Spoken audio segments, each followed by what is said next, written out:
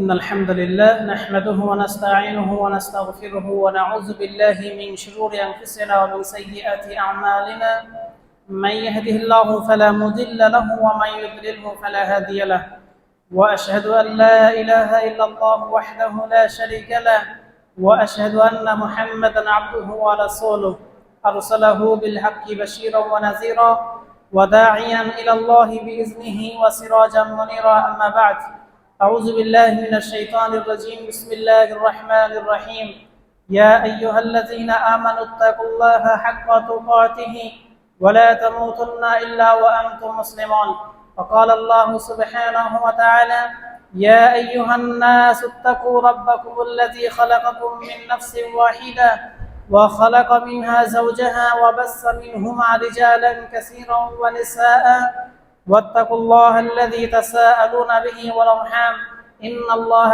كان عليكم رقيبا আলহামদুলিল্লাহ আল্লাহ সুবহানাহু ওয়া তাআলা দরবারে শুকরিয়া জ্ঞাপন করছি যেই মহান রব্বুল আলামিনের অশেষ মেহেরবানিতে জুমার সালাতের পরে একটি বিবাহের কাজ সম্পন্ন করার অনুষ্ঠানে আমরা বসতে পেরেছি এজন্য বলি আলহামদুলিল্লাহ। এই বৈঠকটি একটি চমৎকার, যেহেতু বৈঠকে সুন্নাহ তরিকা অনুযায়ী বিবাহ সম্পাদন হবে ইনশাআল্লাহ।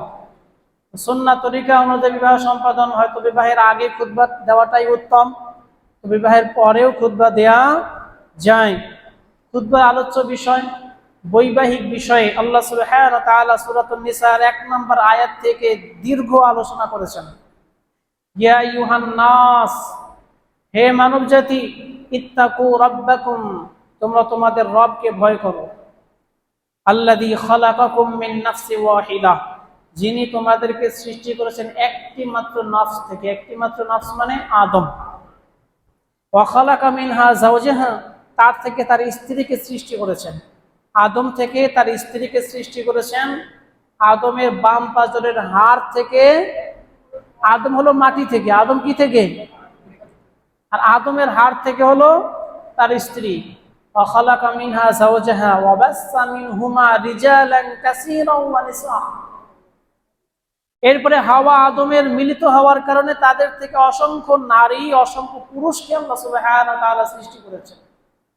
মানুষ সৃষ্টির শুরু লগ্ন হলো মাটি, এরপরে তার হাড়, এরপরে সব পানি, মিলনের মাধ্যমে পানি। এ দ্বারা কি বোঝায়? পুরো মানব জাতি হলো আদম এবং হাওয়ার সন্তান। এবং মানুষ সৃষ্টির সবচেয়ে শুরুর মানুষকে আদম।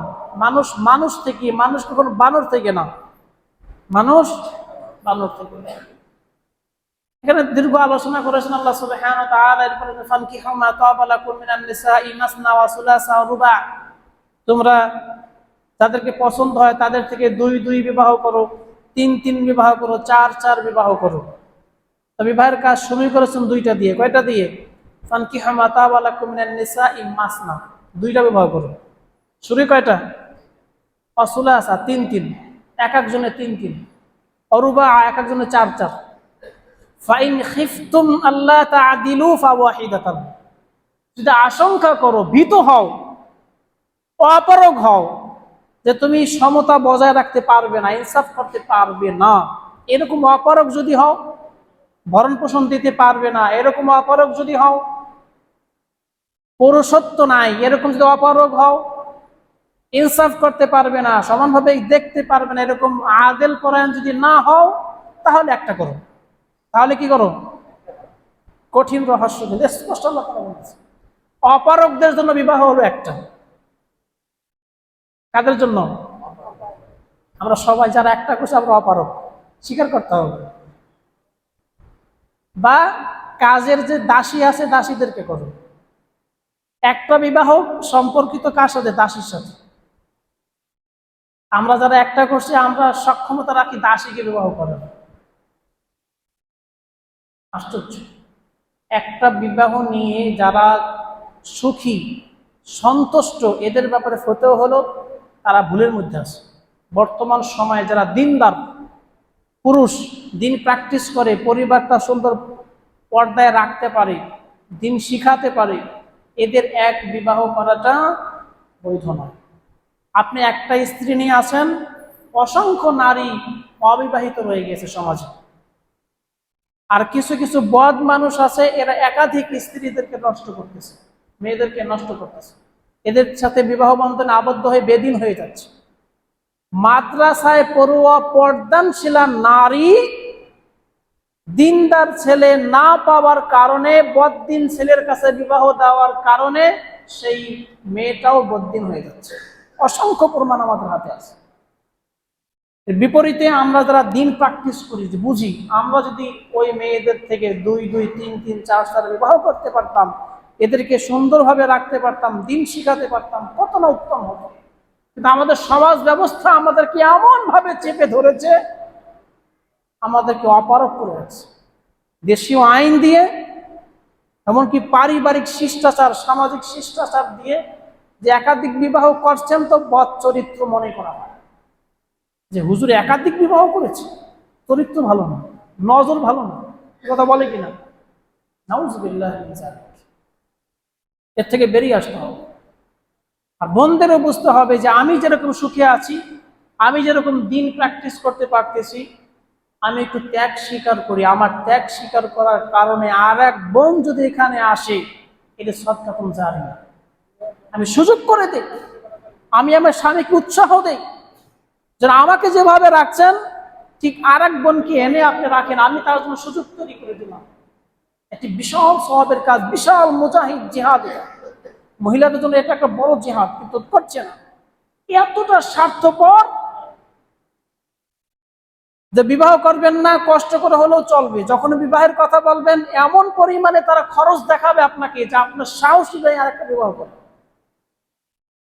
আমাদেরই কোনো ভাই আরেকটা বিবাহ করেছে, এরপরে তরকারি যতটুকু লাগতো আগে ততটুকু এনে দিলে সেখান থেকে ভালো ভালো তরকারি ফেলে দিছে। বাচ্চার ডিব্বার দুধ সেখান থেকে এনে লুকাই রেখে, দুধ নাই তাতে দুধ লাগবে, মানে সংসারে অভাব অনটন দেখাচ্ছে। তুমি কিভাবে চালাবে? সুযোগ নেই। এটি বুঝতে হবে, এটি হলো স্বার্থপরতা। এর থেকে আমাদের বেঁচে থাকতে হবে। আল্লাহ তাআলা আমাদেরকে হেফাজত করুন। যেই বিষয়টি বিশেষভাবে আলোচনা করা দরকার, দাম্পত্য জীবন, দুটি অপরিচিত মানুষ, ছেলে এক জায়গার, মেয়ে আরেক জায়গার, আল্লাহর নামের একত্রিত হচ্ছে। এখানে অনেক বড় চ্যালেঞ্জ, যেটি খুতবায় একটু ইঙ্গিত দিলাম, যে বিশেষ করে দিনদার যারা, এদের পিছনে শয়তান সবচেয়ে বেশি লেগে থাকে। আর বদ্দিন যারা, শয়তান একবার চাবি দিয়ে রাখছে, বাস ওই পর্যন্ত ঘুরতেছে, শয়তানের কাছে যাওয়ার প্রয়োজন হয় না। তা আপনার আমার পিছনে শয়তান লেগে থাকে, যে কিভাবে এখানে ওয়াসওয়াসা দেওয়া যায়। সর্বপ্রথম স্বামীকে যে জিনিসটি মনে রাখতে হবে, আমি আমার চরিত্রকে ঠিক রাখার জন্য বিবাহ করছি। কিসের জন্য? আমার চরিত্রকে ঠিক রাখার জন্য, আমার জৈবিক চাহিদা, মানবিক যে বৈশিষ্ট্যটি ঠিক রাখার জন্য বিবাহ করছি। আমার প্রয়োজন আমি বিবাহ করছি। প্রয়োজনটা কার? স্বামীর। প্রয়োজনটা কার? এই স্বামীর পিতা মাতা মনে করতে পারবে না যে আমাদের খেদমত করার জন্য আমি আমার ছেলেকে বিবাহ করছি। ভালো করে বুঝবেন। বিবাহের উৎসব মানে উদ্দেশ্যটা কি? যে বিবাহ করবে তার চরিত্র হেফাজতে রাখার জন্য বিবাহ করবে। এর বিপরীতে তার পরিবার যদি মনে করে আমি একজন দাসী আনলাম আমার ঘরে, সে সব কাজ করবে, ভুল। সমাজে তাই হচ্ছে। ওই স্ত্রীর দায়িত্ব শুধু স্বামীকে সন্তুষ্ট রাখা, তার শ্বশুর শাশুড়ি আত্মীয় স্বজন দেখার দায়িত্ব তার না, তাই বলছে শরীয়তে এমন কোনো দায়িত্ব তাকে দেওয়া হয় না। হ্যাঁ, এরপরে স্বামীকে সন্তুষ্ট রাখার জন্য তার পিতা মাতা, তার আত্মীয় স্বজন, তাদের সাথে যখন সৎ ব্যবহার করবে, ইহসান করবে, স্বামী তার প্রতি আকৃষ্ট থাকবে, এটি স্বাভাবিক।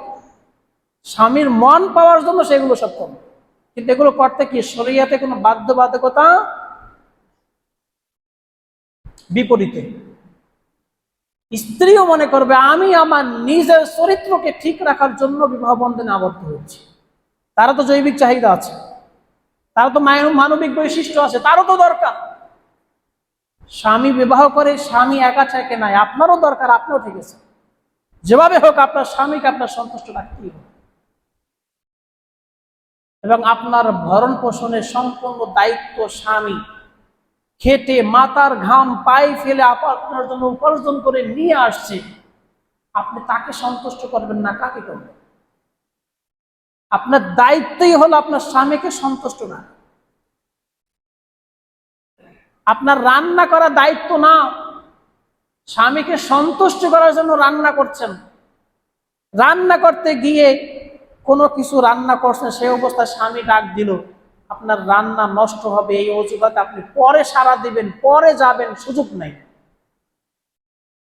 আপনার উনুনে ভাত রান্না করছেন, টকবক করে ফুটছে, পরে যেতে পারে, সে অবস্থায় স্বামী ডাক দিয়েছে, সাথে সাথে লাভবাই বলে স্বামীর কাছে হাজির হতে হবে।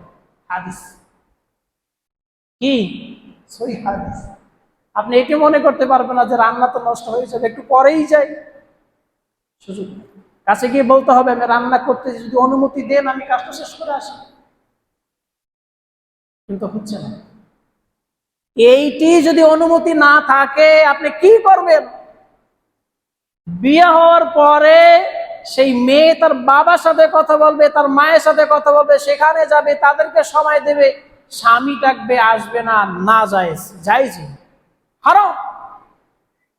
স্বামীর অনুমতি ছাড়া অসুস্থ পিতাকেও দেখতে যাওয়া যাবে না, ভালো করে বুঝেন। স্বামীর অনুমতি ছাড়া অসুস্থ পিতাকেও দেখতে যাওয়া, আগে অনুমতি নিতে হবে। বিষয়টা এমন, আল্লাহ রাসূল সাল্লাল্লাহু আলাইহি ওয়াসাল্লাম বলেছেন,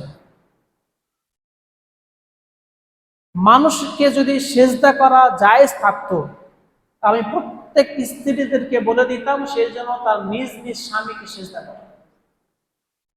জায়েজ নেই, সেজদা বলেন সবচেয়ে বড়, কত দূর সম্মান করতে হয় স্বামীকে, জায়েজ নাই তাই করে না। এছাড়া আপনি সবকিছু করবেন, বিলিয়ে দেবেন স্বামীর জন্য, হচ্ছে না, মূল্যায়ন হচ্ছে না। আজকালকার সমাজে মনে হয় যেন স্ত্রীদের কাছে স্বামীরা ঠেকা। কি মনে হয়? যে স্ত্রীদেরকে রাখতে হবে সন্তুষ্ট, কি কথা বললাম আবার অসন্তুষ্ট হয়ে গেল, কি করলাম কি অসন্তুষ্ট হয়ে গেল, এই চিন্তায় থাকতে হয়। হওয়ার কথা ছিল উল্টা, স্বামী সারাদিন বাইরে খাটে, কত পরিশ্রম করে, সে ঘরে আসলে যেন আমার দ্বারা প্রশান্তি লাভ করে, সেই হলো উত্তম চরিত্রের নারী, উত্তম নারী, যাকে দেখলে তার স্বামীর চোখ জুড়িয়ে যায়, যার সাক্ষাৎ যে আনন্দ অনুভব করে, যার সাথে কথা বললে মনটা জুড়িয়ে যায়, আর কথা বললে যে সনসন সনসন করে ওঠে, কথাই পাত্তা পাওয়া যায় না। এটা বর্তমান সমাজের নারীদের সবচেয়ে বদ চরিত্র হবার একমাত্র। আর যখন স্বামী কথা বলি শান্তি পায় না, তখন তো সে তাকে সময় দেয় না, এই সুযোগটাকে দেখিয়ে স্ত্রী আবার অন্যদের সাথে পরকীয়া করতে হয়েছে। এই জন্য দাম্পত্য জীবনে সুখী সমৃদ্ধ রাখতে হলে উভয়কেই বুঝতে হবে, আমি আমার প্রয়োজনে বিবাহ করেছি, অন্য কোনো দায়িত্ব তার নেই, এটা আমার মনে রাখতে হবে, শুধুমাত্র আমার জন্য সে। বিপরীতে স্ত্রীও মনে করবে আমি আমার প্রয়োজনে বিবাহ বন্ধনে আবদ্ধ হয়েছি, কিভাবে তাকে সন্তুষ্ট রাখা যায় সেই চিন্তায় সবসময় থাকে। এরপরেও মানুষ তো ভুল ত্রুটি হতেই পারে, ভুল ত্রুটি হতেই পারে, কুল্লু বনি আদম খাত্তান, প্রত্যেকটা বনি আদম ভুলকারী। ভুল হয়ে গেলে কি করবে? দ্রুত সময়ের মধ্যে, কালক্ষেপণ না করে, সময় ব্যয় না করে, সকালে কোনো কিছু কারণে মনোমালিন্য হয়েছে, দুপুর যেন না হয়, দুপুর গড়ানোর আগেই মিটিয়ে নিতে হবে। দুপুর গড়ানোর আগেই, রাত হয়ে যাবে, স্বামী স্ত্রী একদিক, একজন ওই দিকে আর একজন ওই দিকে ফিরে ঘুমাবে, শয়তান মধ্যে এসে জায়গা নেবে।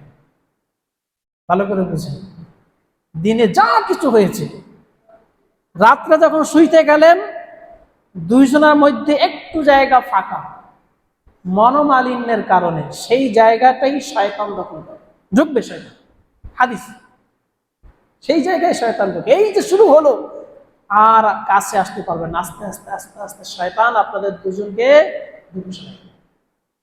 এই জন্য বলছি যারা বিবাহ করেছেন, করবেন, প্রত্যেকে শিক্ষা নেওয়া উচিত যে মনোমালিন্য হতে পারে, টুকটাক ঝামেলা হতে পারে, কিন্তু কখনোই যেন বিছানায় আলাদা না হয়। এক জায়গায় শুইলে অবশ্যই মধ্যে কোনো গ্যাপ রাখা যাবে না, বুঝতে পারছেন? এরপরও যদি সমস্যা হয়, আল্লাহ সুবহানাহু ওয়া তাআলা স্পষ্ট জানিয়ে দিয়েছেন, তাকে শাসন করার মতো ক্ষমতা আল্লাহ সুবহানাহু ওয়া তাআলা দিয়েছেন। কাকে? স্বামীকে। ক্ষমতা কার? এক ধাপ আগানো স্বামী। কেন? সে তার পিছনে ব্যয় করে, তারও চাহিদা উভয়ের চাহিদা। কিন্তু স্ত্রী তো ব্যয় করে না, ব্যয় করে কে? স্বামী। আর রিজালু কাওয়ামুনা আলান নিসা, পুরুষরা হলো নারীদের উপরে কর্তৃত্বশীল। কারা? আর বর্তমানে কর্তৃত্বশীল কারা? স্পষ্ট। দেশ চালায় মহিলা, স্পিকার মহিলা, বিরোধী দলীয় নেত্রী মহিলা, সব মহিলা। আমার ঘরের রানীও মহিলা। সমস্যা তো এখানে। টাকা থাকবে না স্ত্রীর কাছে, ব্যয় করবে স্বামী, কর্তৃত্ব কার? স্বামীর। আর যখন ইনকাম করবে স্ত্রী, ব্যয় করবে স্ত্রী, কর্তৃত্ব কার? অটোমেটিক হয়ে যাচ্ছে সমাজে এস্টাবলিশড। মেয়েরা সব। এত বিচ্ছেদের অন্যতম কারণ হলো আজকের মহিলারা শিক্ষিত বেশি, নিজের পায়ে দাঁড়িয়েছে, তোয়াক্কা করছে না, কথায় কথায় ডিভোর্স। এখনকার সময়ের পুরুষদের থেকে মেয়েরা বেশি ডিভোর্স দিচ্ছে। অন্যতম কারণ হলো স্বামী ব্যয় করে, এই জন্য স্বামী কর্তৃত্বশীল। আর যখন মেয়েরা ব্যয় করতেছে তখন অটোমেটিক তারা কর্তৃত্বশীল হয়ে গেছে, ঠিক না? এই জন্য মনে রাখতে হবে। তো প্রথম বড় বালিন্দা হলে স্বামী যেহেতু কর্তৃত্বশীল, স্বামী তাকে বুঝাবে, নাসিহা করবে, তাতেও কাজ হচ্ছে না, এরপরে তাকে শাসন করবে, প্রয়োজনে ব্যত্রাঘাত করবে, প্রয়োজনে পিটাবে। তো সেই পিটানোটা এমন পর্যায়ে যেন না যায় যে স্পট দাগ পড়ে যায়, চেহারায় মারতে পারবে না, শরীরে এমন ভাবে মারা যাবে না যে দাগ হয়ে যায়, রক্ত বের হয়ে যায়, ফেটে যায়, অর্থাৎ মৃদু আঘাত। আরে স্বামী স্ত্রীর সম্পর্ক তো ভালোবাসার সম্পর্ক, মহাব্বতের সম্পর্ক, সেখানে রাগ করে একটা মেসওয়াক দিয়ে যদি টুস করে একটা বাড়ি দেয় তো অপমান, লাঞ্ছনা, বঞ্চনা। সে অনুভব করবে স্বামী আমার প্রতি এতটা ক্ষিপ্ত যে আমাকে একটা পিটন দিয়েছে। জোরে মারা দরকার না, এটি তার কাজ হয়ে যাওয়ার কথা, যে তার ভিতরে সেই শিক্ষা থাকে, আত্মমর্যাদা বোধ থাকে, যে স্বামী কতটা অসন্তুষ্ট হলে আমাকে আঘাত করতে পারে। আর যদি বেকুফ হয় তা তো মানে ঠিক হবে না। এরপরে কি? বিছানা আলাদা করে দিতে হবে। যে কোরআন থেকে বলতেছে সব, 5 নম্বর পারা 2 নম্বর পৃষ্ঠা, একদম শেষ আধা পৃষ্ঠা, এবং 3 নম্বর পৃষ্ঠা শুরুর দিক দিয়ে দেখবেন হাফিজি কোরআন। বিছানা আলাদা করে দিতে হবে। তাতেও কাজ হচ্ছে না, ঠিক হচ্ছে না, তার ভিতরে বক্রতা এমন পর্যায়ে বন্ধু চলে গিয়েছে মেনে নেওয়ার মতো না। এরপরে কি করতে হবে? স্বামী ওই শ্বশুর বাড়ির অর্থাৎ স্ত্রীর পক্ষ থেকে একজন হাকেম, বিজ্ঞ, ফয়সালা করতে পারে এরকম লোককে ডাকতে হবে। আর স্বামীর পক্ষ থেকে এরকম একজন বিজ্ঞ লোক, ওই এলাকার মাতব্বার, দিন সম্পর্কে কিছুই বুঝে না, তাকে আনলে হবে না। বিজ্ঞ লোক আনতে হবে যে শরীয়ত বুঝে, এবং তাদের মন মানসিকতা থাকতে হবে যে মিলাইয়ে দেওয়া, সারাসারি না। কোন মনোভাব নিয়ে আসবে? যে কিভাবে এদেরকে মিলিয়ে দেওয়া যায়, এরপরে বসবে, আলোচনা করবে। না, কোনোভাবেই কাজ হচ্ছে না, এই স্ত্রী একদম বেপরোয়া হয়ে গিয়েছে, একে কন্ট্রোলে আনা সম্ভব নয়। তখন কি করবে? 1 তালাক দিবে। কয় তালাক? পবিত্র অবস্থায় 1 তালাক দিয়ে যদি স্ত্রীর মাথার ঘাম পড়ে যাওয়ার কথা, আমাকে তালাক দিয়ে দিয়েছে, সে সংশোধন হবে। সংশোধন হওয়ার সুযোগ স্বামীর ঘরেই থাকবে। সে সংশোধন হলে স্বামী যদি মনে করে না সংশোধন হয়েছে, তারা মিলিত হতে পারবে, কোনো অসুবিধা নেই, কোনো অসুবিধা নাই। কিন্তু মেলে নাই, আবার মেন্স, মাসিক চলে আসছে, পরবর্তী তহুরে তালাক দেওয়া লাগবে না, অটোমেটিক আরেকটি তালাক পড়ে যাবে। তো তখনও ফিরিয়ে আনার সুযোগ আছে, তখনও আত-তালাকু মাররাতান, তালাক 2 বার। এর মধ্যেও সংশোধন হয় নাই, আর এক মেন চলে আসছে, তৃতীয় তহুরে গিয়ে ফিরে নিতে পারবে, শর্ত বিয়ে করতে হবে। শর্ত কি? কিন্তু সেই তহুরে নেই নাই, ইদ্যত পালন শেষ, আর এক মেন চলে আসছে, এখন স্ত্রী স্বাধীন হয়ে গেল, মুতাল্লাকা হয়ে গেল, সে চাইলে আর এক পুরুষ বিবাহ করতে পারবে। সেই স্ত্রী স্বামীর ঘর ছেড়ে চলে যাবে, সে চাইলে আর এক পুরুষ বিবাহ করতে পারবে, আবার চাইলে এই স্বামী ওই স্ত্রীকে বিবাহ করে নিয়ে আসতে, আর আমাদের সমাজে হিল্লা বিয়ে করতে হইব, 3 তালাক করে গেছে, কি করতে হইব? হিল্লা বিয়ে হলো হারাম, হারাম, হারাম। হিল্লা বিয়ের দরকার নাই, বিবাহ করে নিলেই অন্য পুরুষের জন্য যেরকম হালাল এর জন্য সেরকম। কিন্তু কথা হলো এরকম চলে গেল, বিবাহ করলো আবার তালাক দিল, আবার বিবাহ করলো আবার তালাক দিল, তখন আর সুযোগ নেই, তখন আর অন্য আরেক জায়গায় বিবাহ না করা পর্যন্ত আর সুযোগ নেই। এটি মাসালা আমাদের জানা থাকতে হবে। যে কথা বলছিলাম যে বিবাহের প্রতি উৎসাহ দিতে হবে চরিত্রকে হেফাজতের জন্য। বর্তমান ফিতনার সময় তাদের শারীরিক সক্ষমতা রয়েছে, তাদের আর্থিক সক্ষমতা রয়েছে, তাদের চিন্তা করা উচিত যে আমি এক স্ত্রী নয়, আমি যতটুকু পারি সুযোগ আছে আমি আরো স্ত্রীদেরকে সর্বোচ্চ 4টা পর্যন্ত ঘরে এনে তাদেরকে দিন শিক্ষা দেব, দিনের উপরে লাগবো, দিনই পরিবার গঠন করব, এটি উত্তম। মহিলাদেরকে বাধা দেওয়া উচিত নয়। আমাদের সমাজে অহরহ হচ্ছে একাধিক বিবাহের সুযোগ নাই, পথ বন্ধ, অবৈধ পন্থায় অনেক কিছু করছে। আল্লাহ তাআলা হেফাজত করুন আমাদেরকে। রব্বানা আতিনা ফিদ দুনিয়া হাসানাহ ওয়া ফিল আখিরাতি হাসানাহ ওয়া কিনা আযাবান নার। আমরা যখন বিবাহ কাজ সম্পাদন করব, আল্লাহ সুবহানাহু ওয়া তাআলা যেন এদের উভয়ের মধ্যে মহাব্বত ঢেলে দেন, ভালোবাসা ঢেলে দেন, দাম্পত্য জীবনে সুখী সমৃদ্ধ পরিবার গঠন করার তৌফিক দান করেন। দুটি পরিবার একত্রিত হচ্ছে, আত্মীয়তার বন্ধন যে অটুট থাকে, এটা যেন মৃত্যুর আগ পর্যন্ত থাকে, কিয়ামতের ময়দানেও যেন এভাবে উঠতে পারে, আল্লাহ তাআলা সেই তৌফিক দান করুন।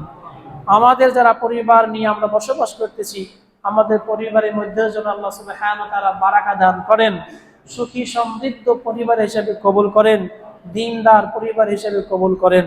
রব্বানা ফাগফির লানা যুনুবানা ওয়া কাফির আন্না সাইয়্যাতিনা ওয়া তাওয়াফানা মাআল আবরার। আমরা বেশি বেশি এই দোয়া করব, রব্বি জাআলনি মুকিমাস সালাতি ওয়া মিন যুররিয়্যাতি রব্বানা ফাতাকাব্বাল দুআ।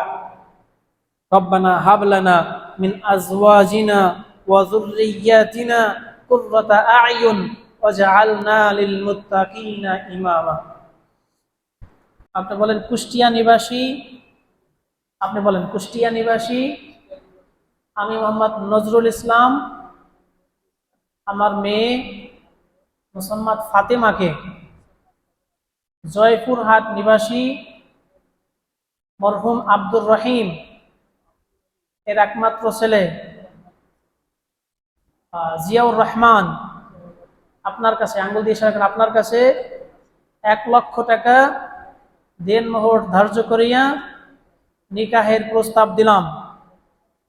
আপনি রাজি থাকলে বলেন কবিলতু, কবিলতু, কবিলতু, আমি কবুল করলাম।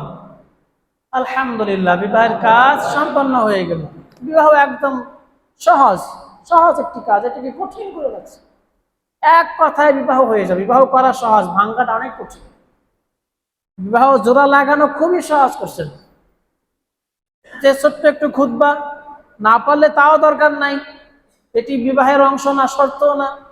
একজন ইজাব দেবে অর্থাৎ প্রস্তাব দেবে, আর একজন কবুল করবে।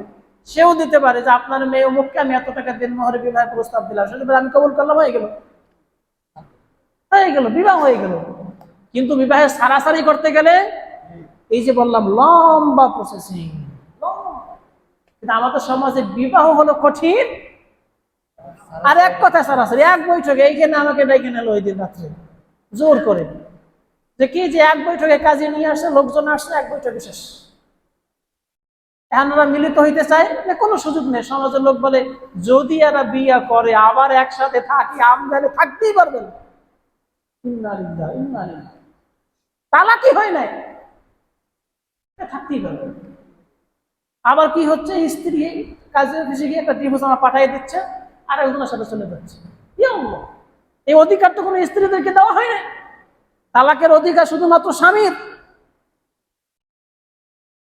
সে যদি অনুমতি দেয় যে আমি আমার তালাকের যে অধিকার ছিল, আমার যে ক্ষমতা ছিল, হস্তান্তর করলাম তোমার কাছে, তুমি যে যখন চাও তালাক দিতে পারবে, এই কথা যদি বলে, পাওয়ার দেয় না, আমার জমির পাওয়ার, জমির পাওয়ার তো বোঝেন অনেকে। এরকম স্বামী যদি স্ত্রীকে পাওয়ার দেয় তালাক দেওয়ার, তখন সে জীবন দিতে পারবে, কিন্তু দেয় নাই কোনোদিন। এই তগুতি রাষ্ট্র ব্যবস্থা, এই কাজীদের খাতায় একটা অপশন আছে, যেরকম পাওয়ার দিছে সেখানে টিক দিয়ে দেয়, স্বামী জানি না, সেটাকে কাজে লাগিয়ে এই স্ত্রীরাও কাজে অফিসে গিয়ে দিয়ে দেয় যে আমি তো পাওয়ার আনছি। পরে স্বামীকে আমি তো কখনো পাওয়ার দেয়ই নেই, তাকে কাজ হবে না, এই যে খাতায় লেখা।